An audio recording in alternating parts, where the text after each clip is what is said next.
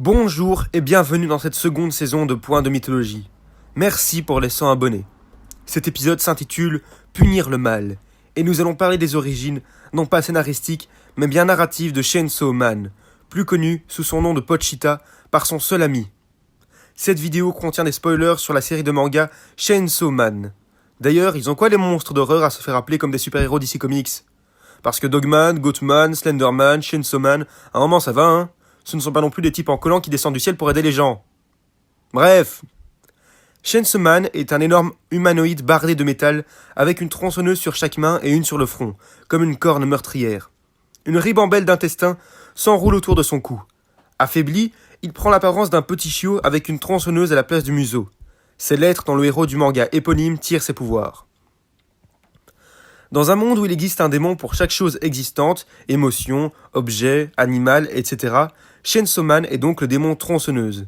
Mais ça ne s'arrête pas là. Sans qu'on sache réellement pourquoi, ce démon est plus puissant que tous les autres. Et pour cause. Quiconque est tranché par sa lame perd son nom. Et pour les démons, comme je l'ai déjà expliqué dans le précédent épisode, que je vous invite à aller regarder, perdre son nom signifie perdre son pouvoir et même son existence. Ainsi, dans le manga, tout le monde a oublié ce qu'étaient les nazis ou la bombe atomique, parce que Chainsaw Man a tué les démons correspondants. Les démons se trouvant sur Terre ne se souviennent plus de l'enfer, mais dès qu'ils y retournent, ils entendent un certain son.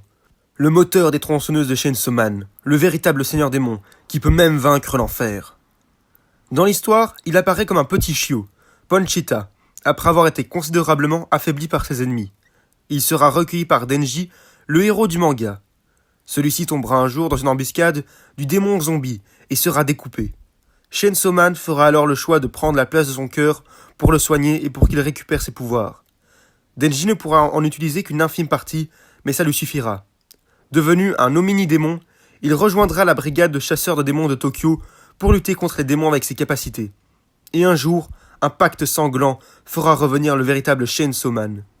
Mais je vous laisse le découvrir par vous-même. À bientôt sur Mythologie, car cet épisode conclut cette série pour l'instant.